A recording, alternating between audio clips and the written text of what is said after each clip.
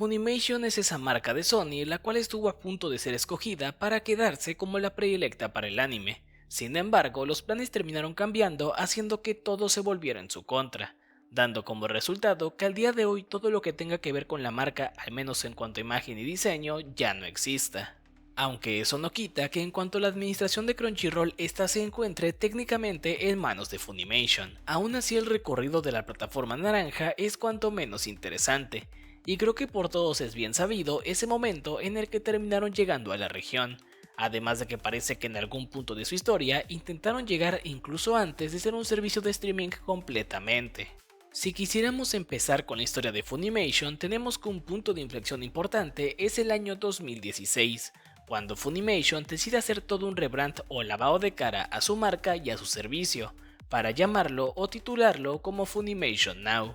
Uno de los problemas más grandes que tuvo y arrastró Funimation hasta casi sus últimos años de existencia es que no tenía mucha cobertura, o al menos no de manera directa, mismo motivo por el cual con este nuevo lavado de cara, el panorama iba a cambiar para la marca morada. Los planes para expandir Funimation tanto en canal como en su servicio fueron anunciados desde finales del 2015, en diciembre para ser más específicos, y estos se terminaron concretando en enero del 2016. Fue así como a principios de ese nuevo año se anunciaba esta nueva experiencia de Funimation, la cual también venía, además de con mejoras técnicas, un servicio disponible para Reino Unido, aunque terminaron llegando a otros lugares de habla inglesa tiempo después, trasladando toda la experiencia, desde los planes gratis con anuncios hasta los días de prueba gratuita, que en ese entonces eran 30. A finales del 2016, en septiembre, se anunciaba una alianza que terminó marcando el rumbo de la marca, ya que Crunchyroll y Funimation se aliaron para compartir contenido. Esto solo demostraba que la marca naranja era lo suficientemente grande como para poder cerrar un acuerdo con ellos en ese momento, y de hecho solo terminaron creciendo, lo anterior tomando en cuenta que Funimation tenía como mínimo más de una década de existencia que Crunchyroll. El acuerdo era bastante generoso, ya que se anunciaba el cross-streaming, la producción de doblajes y la distribución de video para formatos caseros. Creo que era bastante obvio quién era la que más terreno tenía, ya que lo que hizo Funimation en ese entonces fue compartirle a Crunchyroll sus simulcasts de la temporada de verano, los cuales eran The Greyman Hollow, First Love Monster y Puzzle and Dragon X, además de compartir otros títulos que no eran tan nuevos o de temporada, como Psycho-Pass, Cowboy Bebop y Gringar of Fantasy. Lo que Crunchyroll le compartía a Funimation eran títulos como Free Watobi Swim Club y The Testament of Sister New Devil, pero no solo eso, también doblajes, entre los que estaban cosas como la versión en inglés de Mob Psycho 100 y Orange. De acuerdo con el CEO de Funimation en ese momento, Gen Fukunaga, los doblajes por parte de Crunchyroll eran impulsados por Funimation, porque estos se encontraban expandiendo su presupuesto para estos, ya que parece que en ese momento Crunchyroll no apostaba tanto por ellos. La noticia que cambió las dimensiones de Funimation fue aquella de octubre del 2017, en donde Sony Pictures Television Network, parte de Sony Group, había adquirido Funimation, o bueno, la mayoría de sus acciones, dejando a su en ese entonces CEO con un pequeño porcentaje de estas. Funimation estaba valuado en ese momento en total por 150 millones de dólares y el comunicado de la adquisición deja en claro que esta junto con Animax y Kids Station les permitía entregar el mejor anime en diferentes pantallas y plataformas. ¿Por qué mencionan a Animax? Pues esta marca ya no operaba en América para este punto, pero seguía en manos de Sony, y estos lo contemplaban como parte de su estrategia en el mercado asiático, ya que operaban en 28 países, ya que en febrero de ese mismo año, Sony y Mitsui habían creado una nueva empresa que tenía como intención principal el expandir el anime en el mercado global, no solo en producción y en distribución, sino en todo el negocio redondo, restaurantes temáticos y otro tipo de cosas. El doblaje para este punto era tan importante que las preguntas que se responden en el comunicado de esta adquisición son sobre si en ese momento Sony se iba a encargar de los doblajes y si esto iba a hacer que la carga de estos aumentara, cosa la cual sí terminó pasando, además de mantener los precios que Funimation tenía en ese momento, tanto en su servicio como en los DVDs que vendían. Funimation solo seguiría creciendo. Para este punto, uno de los acuerdos más fructíferos llegó en marzo del 2019. De hecho, me atrevo a decir que este sigue vigente al día de hoy, solo que con Crunchyroll, ya que establecieron una alianza con Bilibili, en donde Funimation iba a poder adquirir sus licencias en los próximos años, para televisión, video bajo demanda, venta electrónica, formatos caseros y también para gaming. Para finales de 2019 se daría quizás el crecimiento más grande de Funimation en manos de Sony, ya que éste empezaba a poner a sus subsidiarias a trabajar en conjunto en lugar de manera separada, ya que Aniplex, Funimation y Sony Television crearon Funimation Global Group, los cuales iban a encargarse de consolidar las subsidiarias que tenía Aniplex en Europa en años siguientes. Para este punto, Aniplex ya era el coloso que es hoy en día, en cuanto a producción de anime, distribución en formatos caseros en Japón y además de todo el negocio de la música.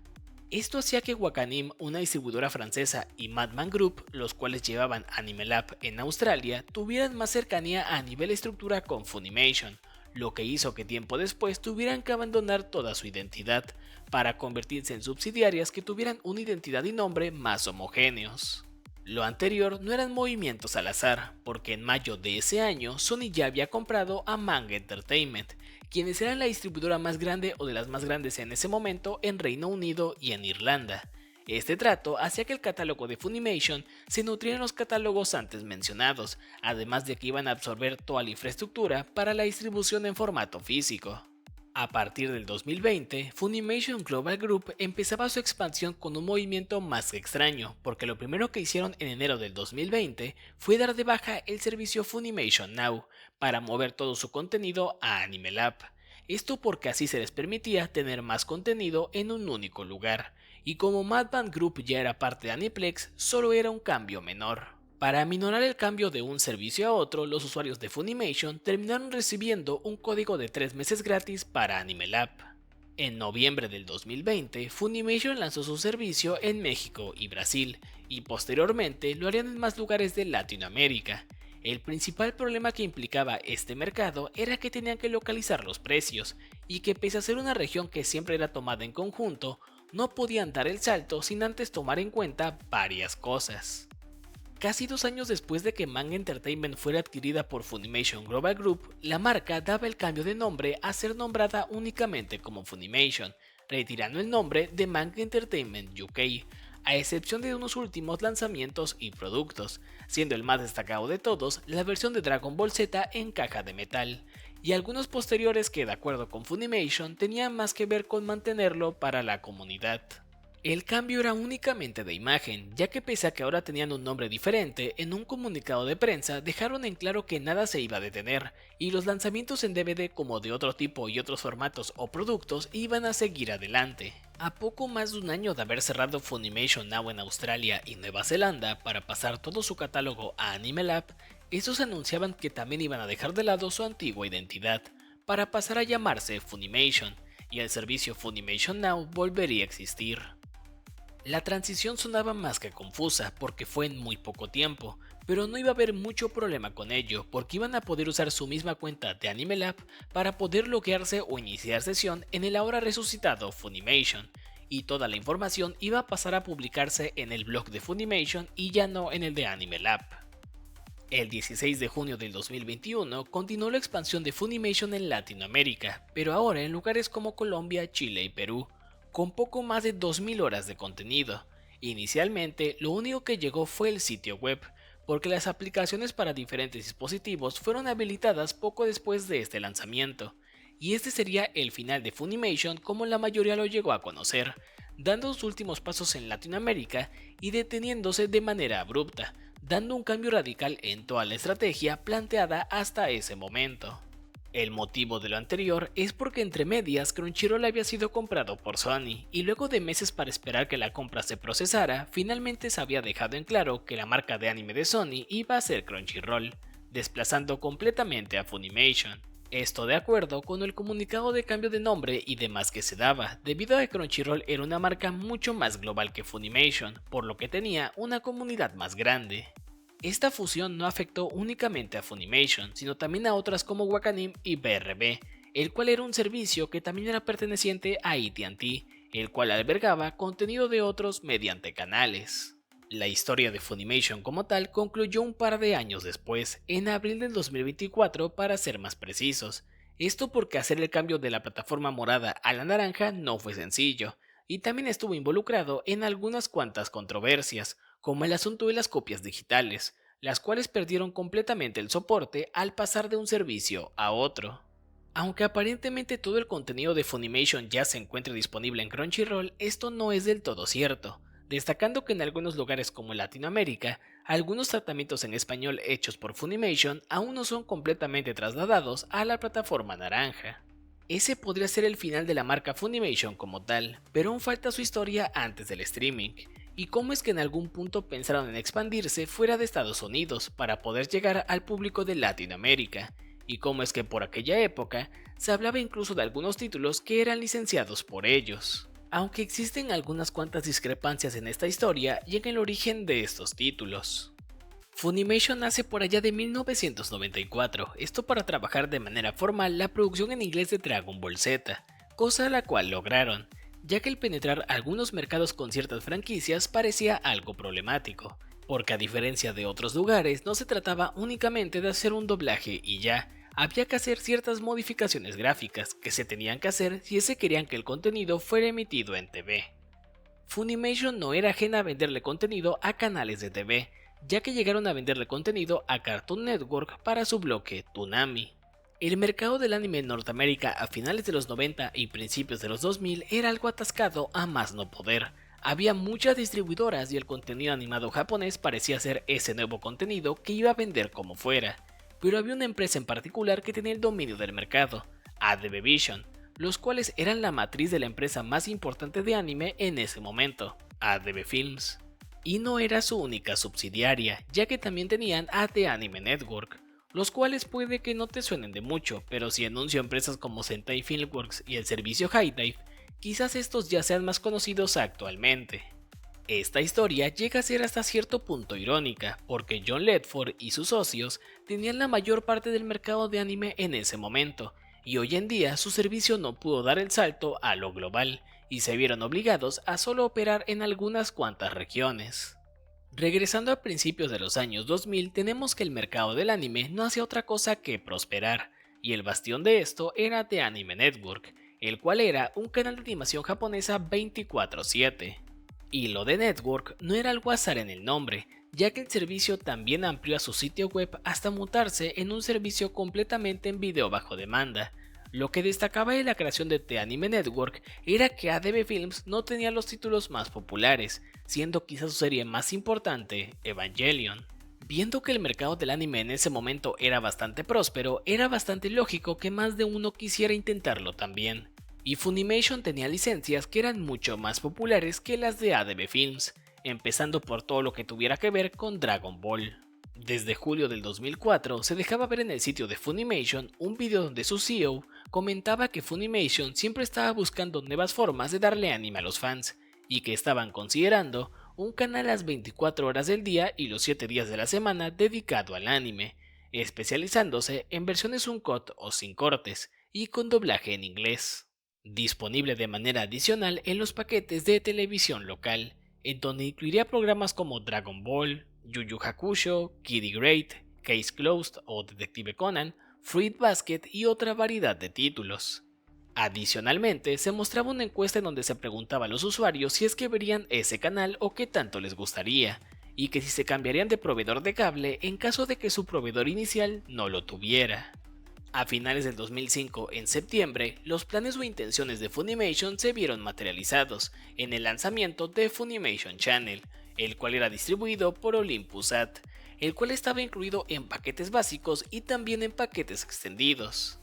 La información adicional del canal se daba a través de su sitio web. De acuerdo con su CEO, el tener este canal les permitía tener una mayor cobertura para poder vender sus contenidos o sus productos relacionados. Para publicitar el canal, además de los esfuerzos que estaba teniendo Funimation en ese momento, en marzo del 2006 se creó un bloque para emitir anime en Colors TV, mediante sindicación, lo cual se puede resumir en emitir un contenido que inicialmente no fue pensado para ese canal o para esa red de transmisión en específico. El bloque se emitía en las noches y tenía únicamente una duración de 2 horas. El bloque empezó a ser tan exitoso que rápidamente amplió su duración de 2 a 4 horas, con incluso maratones que en ocasiones se extendían hasta 6, con programación especial tipo Dragon Ball. El panorama del anime en Latinoamérica era algo diferente al de Norteamérica. De aquel lado ya empezaban los primeros intentos del streaming, con Toonami Jetstream, mientras que en Latinoamérica la TV era el canal principal por el cual se podía ver contenido animado japonés al menos de manera legal. Existían también lanzamientos en formatos caseros, pero estos eran esporádicos, y también bastante piratería, la cual solo se iba a asentar en años posteriores. En cierto sentido, Latinoamérica y Estados Unidos casi siempre fueron vendidos como mercados en paquete, aunque había diferencias notables. Por aquellos años, mucha información del doblaje de algunos animes y novedades de estos se compartía en foros. Y como el mercado aún entraba en esa época de escasez de contenido animado japonés, era bastante lógico pensar que series y canales que estaban teniendo éxito en Estados Unidos también iban a llegar de este lado, como lo es el caso del canal de Funimation. Gran parte de la información se concentraba en un solo foro, Pika Flash, y la lógica era bastante sencilla. Si canales como Animax y otras iniciativas de corte norteamericano habían hecho lo suyo en la región como Cloverway, entonces las demás también lo iban a intentar de alguna u otra manera. Fue así como en mayo del 2007 hasta el 2008 se empezaron a esparcir ciertos rumores o verdades a medias con respecto a series e iniciativas que podían llegar a la región. Curiosamente, estuvieron adelantadas a lo que pudo haber sido en realidad. Vestigios de esto aún se pueden encontrar en algunos foros que son accesibles al día de hoy, como el de The Anime News Network, en donde un usuario preguntaba si es que el cast de Haruki Suzumiya que se anunciaba en la página de Wikipedia era real o no, al menos para su versión en español. Posteriormente, en junio, otro usuario deja en claro que él tuvo contacto directo con la actriz que se listaba como la protagonista y que le había confirmado que en efecto se había doblado. Días después esta teoría se reforzaba con que podía pasar mucho tiempo en el que un contenido se doblaba y se estrenaba, poniendo como ejemplo a series como Excel Saga que eran parte de la programación de Animax. A mediados de junio, el usuario inicial había dejado en claro que la actriz le comentaba no haber recordado nada de ese proyecto, por lo que entonces solo había que esperar hasta el lanzamiento oficial o el anuncio, cosa la cual no ocurrió. La historia del doblaje de Haruhi concluye en que se dejaba en claro que el usuario que había esparcido esa información de manera inicial que había llegado a los foros de The Anime News Network se encargaba de esparcir información sin confirmar o falsa, por lo que todavía había sido desmentida desde hace un tiempo. Contrario a lo que se podría pensar por aquel entonces, la licencia de Haruhi Suzumiya no era de Funimation o de alguna otra, sino de Bandai Entertainment, por lo que en el hipotético caso de haber ocurrido, esta pudo haber llegado a un canal tipo Animax, ya que en el predecesor de este, Locomotion, Bandai ya le había vendido cosas como Cowboy Bebop. Funimation para el 2007 no tenía presencia ni siquiera en todos los mercados de habla inglesa, y ese fue su mayor problema, por lo que si bien la expansión a lugares como Latinoamérica podía parecer algo natural, la verdad es que no era tan factible como se podía pensar. Sobre todo tomando en cuenta que para finales del 2007 el anime en Latinoamérica empezaba a tambalearse poco a poco, junto con el mercado del anime en Norteamérica, donde más de una empresa de distribución quebró o se vio obligada a reestructurarse para finales de la primera década de los años 2000. Los foros eran ese lugar donde podías encontrar mucha información, pero sin muchos fundamentos, lo que se veía reflejado en ciertos blogs de noticias pequeños de la época. En octubre del 2007 se anunciaba en estos medios o blogs pequeños, ya que nunca fue anunciado en ningún medio grande, que Funimation había adquirido 2 licencias para Latinoamérica, Mahou Sensei Negima y Angelic Layer. La primera incluso ya tenía fijada a su voz en latino para el protagonista, Laura Torres, mientras que de la segunda no había mucha información. Negima como tal tiene 2 series, aunque en las pocas notas que pude encontrar siempre se hace mención a la del 2005, la cual en ese momento ya había sido licenciada por Funimation. Pero resulta como mínimo extraño pensar que estos en el 2007 hubieran adquirido la licencia para Latinoamérica, porque para empezar, nunca habían vendido anime aquí antes, y de ser así lo hubieran anunciado directamente, ya que todos los supuestos anuncios se basan únicamente en los foros. El alcance de Funimation en ese entonces abarcaba únicamente a Estados Unidos y Canadá, ya que en Australia la serie era de Madman Entertainment, mientras que en Reino Unido de Revelation Films. Sí, puede que las licencias en ese momento no tuvieran dueño para Latinoamérica, pero nunca lo tuvieron realmente. La confusión o desinformación con respecto a las series y su distribución no era algo únicamente que ocurriera en Latinoamérica, en Norteamérica también pasaba, pese a que de aquel lado los anuncios se daban en convenciones y que ya había medios mucho más oficializados. También ocurrían este tipo de incidentes, esto porque en marzo del 2008, Funimation dejó en claro que sí, tenían los derechos tanto de las ovas de Negima como de otro lanzamiento en ese entonces, Romeo y Julieta. En su momento, las dos series de Negima junto con sus ovas fueron adquiridas y dobladas por Funimation, únicamente para el mercado de Norteamérica y en inglés. Mucho tiempo después, en el 2018, estos contenidos fueron adquiridos por Sentai Filmworks. Con respecto a la otra serie mencionada en los contados titulares, tenemos a Angelic Layer, la cual no estaba en manos de Funimation, sino de ADV Films desde el 2003, los cuales la distribuyeron en DVD. Y se podía llegar a tener la idea de que entre ADV Films y Funimation llegó a haber una especie de colaboración, pero no, esta serie nunca fue metida en Funimation Channel, y las dos distribuidoras nunca llegaron a compartir contenido. Aunque puede ser que por su buena relación sí pudieran licenciarla o sublicenciarla para Latinoamérica, pero no tiene mucho sentido. Es mucho más probable que ADV Films hubiera adquirido la licencia en ese momento para Latinoamérica también, y que nunca lo hubieran distribuido. O puede que no. Otra serie que también se mencionaba por aquel entonces era Azumanga Daioh, la cual no era de Funimation de igual forma, sino que era de ADV Films, y fue anunciada en mayo del 2003, junto con la adquisición de otros títulos, como Magical Shopping Street y Final Fantasy Unlimited. Además de que dentro de esos mismos anuncios también se comentó el lanzamiento de los últimos capítulos de Evangelion en su versión de corte de director, una versión también conocida como Renewal. El lanzamiento de Azumanga Daioh se dio en el 2004, con un doblaje hecho en los propios estudios de ADV Films. Funimation por allá del 2007 tiene una buena relación con todos o casi todos los distribuidores de anime en ese momento, ya que le compraban contenido a Central Park Media, Viz Media, Nozomi Entertainment y otra buena variedad, por lo que su llegada a Latinoamérica podía parecer algo factible, pero parece que no se concretó. Así como a principios de los años 2000 The Anime Network se encargó de sentar las bases que iban a intentar seguir algunos, también fueron los que vieron hacia dónde se estaba moviendo el mercado del anime, y cómo es que lejos del impulso inicial que se había logrado con algunos títulos, era momento de hacer toda una experiencia mucho más específica, o mucho más de nicho.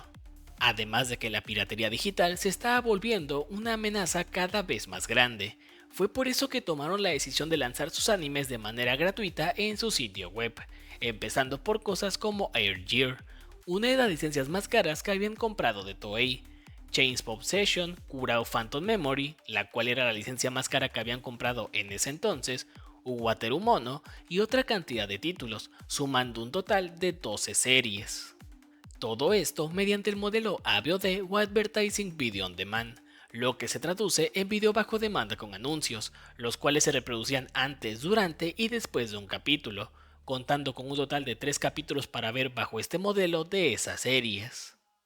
En mayo del 2008, Funimation dejaba de lado el bloque que tenían en Colors TV, ya que estos no volverían a transmitir más contenido de ellos. Para un año después lanzar todo su anime bajo demanda mediante Comcast en Estados Unidos, ya que desde antes tenían esta opción pero solo para algunas áreas. No fue sino hasta el 2009 en mayo cuando ya anunciaban la cobertura a lo largo de todo el país. Entre los títulos más importantes de este lanzamiento se encontraban cosas como Ouran High School Host Club, Aquarium, Devil May Cry, Honey and Clover, Nana y otra variedad de títulos. El valor agregado que tenía el anime bajo demanda era que los títulos se podían ver incluso con doblaje en inglés antes de que fueran lanzados en formatos caseros, funcionando como una especie de previo. Abróchate el cinturón y prepárate para despegar. The Funimation Channel está al aire ya. Prepárate para vivir excitantes momentos con lo mejor del anime que te mantendrán pegado a la pantalla del televisor. 24 horas al día, 7 días a la semana. The Funimation Channel. Llama a tu proveedor de cable o satélite hoy. Como había comentado antes cuando hablé de la desinformación que había en los foros, parece que esos estaban adelantados a su época, ya que por allá del 2010 apareció un anuncio del canal de Funimation doblado al español, dando indicios de que podía existir en algún momento o en algún punto, pero dichos planes no lograron concretarse, ya que lejos de ese anuncio no se supo mucho más con respecto a este tema. En caso de haberse podido concretar, era algo interesante el cómo lo pudieron haber llevado, principalmente porque el contenido que se emitía en el canal estaba doblado, y tomando en cuenta que Funimation no tenía licencias para Latinoamérica, hubiera sido bastante tardado el rellenar todo un canal con contenido original con doblaje. Aunque bien hubieran podido adquirir sublicencias de otros distribuidores, para ese punto Cloverway ya no existía, por lo que bien podían haber comprado cosas como las licencias de Dragon Ball. Aún así ya parecía algo tarde para un canal dedicado al anime, ya que 2 años antes Animax había hecho un canal de variedades, debido a que necesitaban atraer a otro tipo de público para poder sostener el canal, por lo que quizás hubiera sido solo un intento esporádico de atender al público hispano en Estados Unidos, doblando una cantidad selecta de estos, con la posibilidad de cambiar el audio, aunque realmente no vamos a saberlo nunca a ciencia cierta. Aunque los planes para Latinoamérica no se completaran, Funimation lanzó en el 2010 su señal en HD y se lograron seguir expandiendo. Para este punto, ya habían dejado en claro que al igual que The Anime Network, estos no apuntaban a una audiencia muy joven, ya que el rango de edad que les interesaba oscilaba entre los 18 y 34 años de edad. Para demostrar esta nueva evolución del canal, estaban trabajando con algunos contenidos en HD, tipo Slayers Revolution R, pero también con otros títulos no tan antiguos como Soul Eater, Devil May Cry y otros más. De acuerdo con los datos que proporcionaban en sus comunicados, el canal de Funimation llegó a estar disponible en 20 millones de hogares, para alcanzar un pico de unos 40 millones antes de hacer la transición al HD.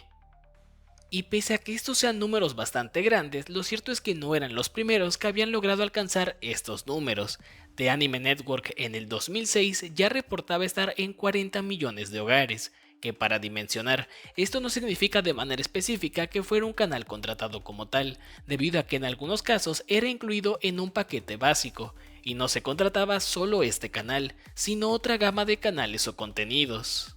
La historia de Funimation Channel para Latinoamérica y los rumores se detienen antes de la primera década de los años 2000. Sin embargo, por allá del 2013 hubo una campaña de un usuario en particular, que no tuvo mucha relevancia, donde anunciaba la llegada del canal a Latinoamérica.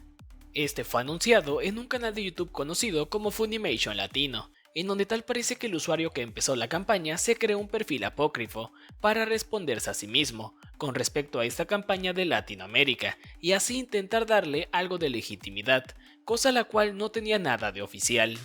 Aunque solo llegó a publicar 2 videos con respecto al tema, llegando a menos de 500 visitas el primero y el segundo a menos de 200. Técnicamente, ahí termina la historia de Funimation. Sin embargo, en el 2015, a finales de Funimation había terminado su relación con Olympus-At, lo que significaba que estos dejaban de distribuir Funimation Channel, ya que este marca el cese de sus operaciones. Por lo que Olympus-At dio paso a un canal conocido como Toku, el cual tenía un enfoque live action y también en contenido animado asiático. A diferencia de Funimation Channel, en donde no se tiene precisamente claro qué pensaban hacer con el público de Latinoamérica, Toku sí iba a tener una versión para esta región titulada como Toku en español, la cual fue presentada con un avance en donde se mostraban algunos títulos live action, así como diversos animes, entre los que destacaban cosas como Yosuga no Sora. Lo curioso de este canal es que nunca emitió sus contenidos en Latinoamérica, pero sí en Estados Unidos, ya que fueron emitidos en el canal conocido como Ultramacho, siendo quizás lo que pudo haber sido el intento de Funimation Channel. Marcando así el final de Funimation en Latinoamérica, pero como mínimo sí hubo un intento por parte de Olympus-At, aunque este no se pudo concretar. Y eso ha sido todo por el video de hoy, no olvides comentar, darle like, suscribirte y nos vemos en la próxima. Adiós.